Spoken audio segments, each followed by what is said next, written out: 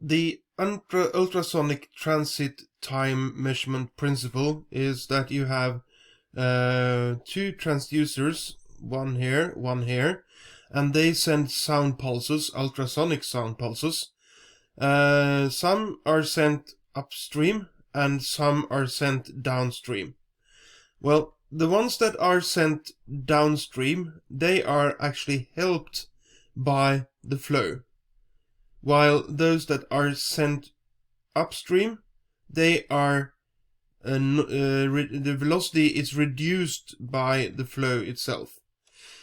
So the time difference is what this principle measure. The time used downstream is shorter than the time used upstream, and the more the flow, the higher the flow, the more time difference you will have.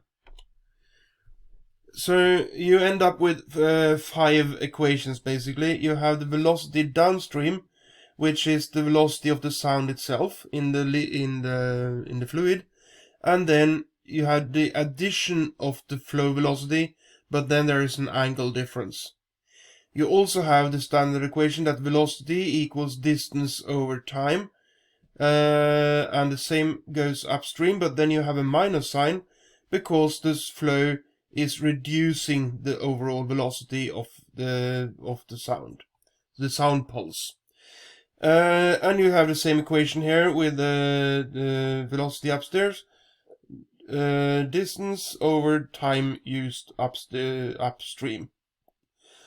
Now the delta t is time upstream minus time downstream, and I have put this into a MATLAB code with the 5 equations here, and I solved them, and from that I extracted the flow velocity v flow. It gave me 2 answers. The lower answer here gives negative. The upper answer negative, but you have the sum of 2, so the overall answer is negative. So the upper equation will give a negative flow velocity. Of course, that has to be neglected there. So you only keep the lower equation, and the equation on standard format is like that. The flow velocity is a function of the time difference between the upstream and downstream pulse. And then you have the distance between the upstream and downstream transducer. Distance again. The velocity of sound should be known in the if you know what kind of liquid you have. Again, delta t, and the angle, which is also known.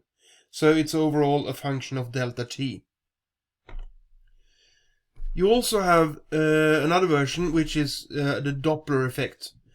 The Doppler effect is what you hear when you hear a car coming towards you. When it comes towards you, it has a different tone compared to when it's going away. So it goes like, so you have a reduced frequency when it goes away from you. You see that here in the figure, where you have short distance between the sound waves here and a long distance between the sound waves there.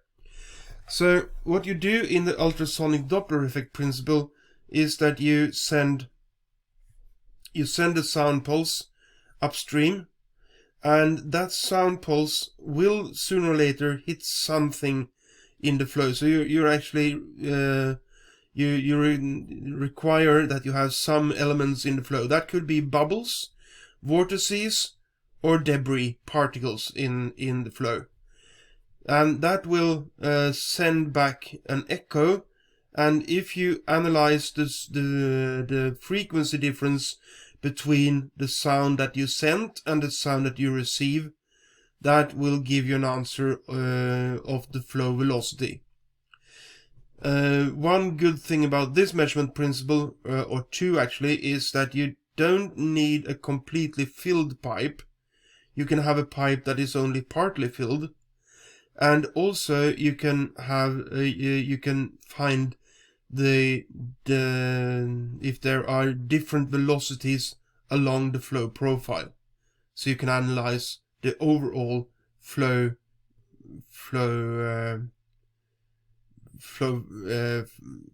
profile.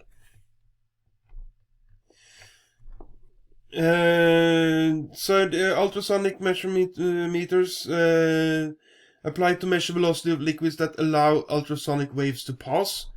Some fluids and many types of slurry do not allow for ultrasonic waves to pass. They do not obstruct the flow at all, since the only thing you do is that you send sound through it. And you can use clamp-on transducers, which means that you have a pipe and you attach the transceivers outside on the pipe wall after the pipe has been installed.